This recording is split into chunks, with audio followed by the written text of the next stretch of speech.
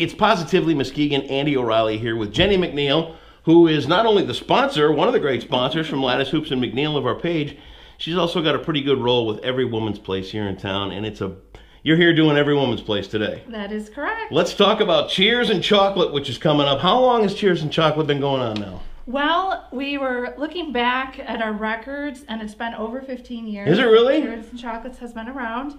It started really as a Cheers and Cheese many years back, before my time at Every Woman's Place. And then we kind of resurrected it back in, I believe it was 2000. It was really the brainchild of Mary Husett and her wonderful husband, Warren Husett. It was their, I think, brainchild. Really got it going, back, I think, in 2000. So. Mary's a lot of fun. I like Mary she's a lot. Awesome. Yeah, she's cool. Awesome. She's been a great supporter of Every Woman's Place Webster House. So we love Mary. So it started way back then, and we've every year kind of grown it. It's a little bit better, a little bit different every year. Now it's we have the Culinary Institute, so it's at the Culinary Institute. It's a great partnership with Baker. Those students are amazing. Yeah. Those students create the most amazing chocolates and hors d'oeuvres that you could ever see. I know. I'm telling you, you mentioned chocolate in front of a fat kid, and we're going to go nuts, right? No, it is amazing. I mean, they're just all these wonderful chocolates. They spend months preparing. They really have worked with us to create just an awesome event. So it is an awesome event. So 15 years into this thing now, let's talk about the focus. This is to raise money for Every Woman's Place and the Webster House. Correct. Okay. What are the functions at Every Woman's Place? Well, there are really two functions for the most part. There's the Every Woman's Place part, which is helping domestic violence survivors. Yep. And then there's the Webster House, which is dealing with our youth. So it's kind of two distinct groups of people that really need our assistance, but put together, we do great things. It's an uncomfortable topic sometimes, violence against women. Yes. Personally, I think I would be a great person at Every Woman's Place, because if they came in and saw me, the guys that are violent against women, let's think twice about these things. But it still happens, and it's one of those kind of things that people are a little ashamed to talk about. Right. They're a little embarrassed that it happened to them, and they don't necessarily know where to turn when something happens. If somebody's got these problems and they're facing domestic violence, what's the first step? Well, the first step I would say would be to contact Every Woman's Place. A lot of people think that you have to come and stay there, that's the only option, and it isn't. They have lots of services. We have lots of services to offer. There is counseling, and it's free counseling for the victims, survivors of domestic violence, and for children. We have we have some groups that women can participate, just all sorts of services we try to provide to help women get out of the situation they're in and be successful on their own. It's a scary first step. It is. It's a very scary first step. That first step that says, you know what, I need better, I deserve better, and I need to take that risk to get out of this. It's very scary, and a lot of times women, and I say women, although men can be survivors of domestic violence also, but predominantly it is women. And oftentimes it takes more than one attempt before they're really ready to leave. Yeah. It really is. And the time when they leave is usually the most dangerous for them. So we really try to, offer them the services that they need to, whether that's going and getting a personal protection order if that's what they need, whether it's coming and staying, a safe place to stay, whether, it's counseling, whether it's, whatever it is that they, whatever hurdle they have, we try to meet that need and get them out of the situation. Yeah. Everybody's got their charities that they like to do, and a lot of my stuff, it's pretty public and pretty... But one of the things that I have done since I've come to town is very quietly, if I were to order a new computer system or something along that line, if I got an extra monitor or a printer that came with it, I took it to Every Woman's Place. That's because, awesome. You can use it, you can auction it, you can, and donations are always accepted. Correct. Which is cool. What are some other ways people can help? I mean, there's Cheers and Chocolate, which still tickets available.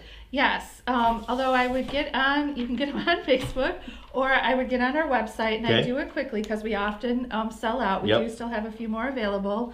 That's a great way to do it. We have a number of other fundraisers throughout the year too. There are many ways to get involved. Some people like to volunteer their time, whether it's to come down and help us.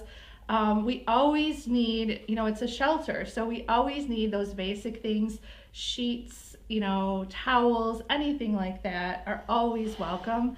And even if it's, just a donation, any donation, big or small, is always welcome. Sure. Helps us tremendously. On to the Webster House. Talk about the kids they serve. Okay. Well, Webster House is dealing with obviously youth who are either in a situation where they are homeless, they've run away from home, they found themselves in situations, sometimes getting out of a bad situation. A lot of them have come from, kind of ironically, domestic violence homes. Sure. So what we do is offer them a place to stay. We have some programs that they can work with to try to make them self-sufficient, kind of teaching them how to be independent, whether, and that's kind of all of it, budgeting, laundry, all of the day-to-day things. It's a lot to learn. Yes, that kids need to know. It's a safe place. We offer counseling. Sometimes we offer, depending on the situation, counseling with the families to try to, get the kids back into their homes if we can. Whatever we can do to try to help them get into a safe situation. So there's great things going on at both organizations. Great things. Absolutely. And to know that they're right here in Muskegon, you don't have to go far to find the help you need, especially if you're a victim of domestic violence. Don't let it continue. Life is too short and it's too precious to spend it miserable. And I hate to see people in those situations. I understand those situations, but you gotta go. I mean, it's just you're too important to let it continue. Let's talk real quick about the party again. It's tomorrow night. So we don't have much time to get the word out, but we're gonna. That's right. Downtown at the Culinary Institute. Yes. What do they expect? I mean, other than the chocolate. Other than the chocolate, the cheers part of it. Yes. There's all sorts of wine tasting, and we're really excited this year. We also have our local breweries participating, so you can taste the beer from our local breweries. We have hors d'oeuvres. Oh, you should see these hors d'oeuvres at these kids.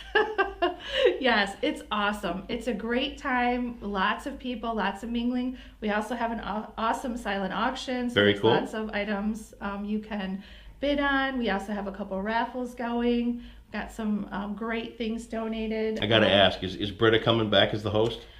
Not this year. Not this year? Rats. She's my favorite. I love Britta. I know. Not this year. So we're really excited to have. There's always a good crowd. Lots of people, and it's just if you've not been in that building, it's awesome to see. They open up all of their rooms for us. Do they? They do some like little classes they have in the classrooms, and you can see you can see the kitchens. It's just really, really neat. These kids are awesome. I can't thank Baker and the Culinary Institute enough. They do an amazing job for us and for this community. So, all part of the resurgence of downtown too. Yes. Just all of a sudden, look at that. Everybody's playing. We've got the breweries in there. We've got the Culinary Institute. Yes. We've got a great charity going on. Are things actually starting to work in Muskegon? I think so.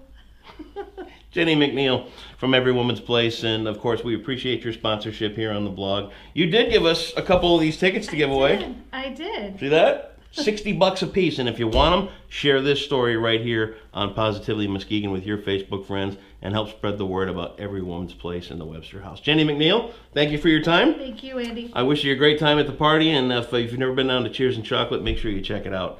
Downtown Muskegon, Saturday night.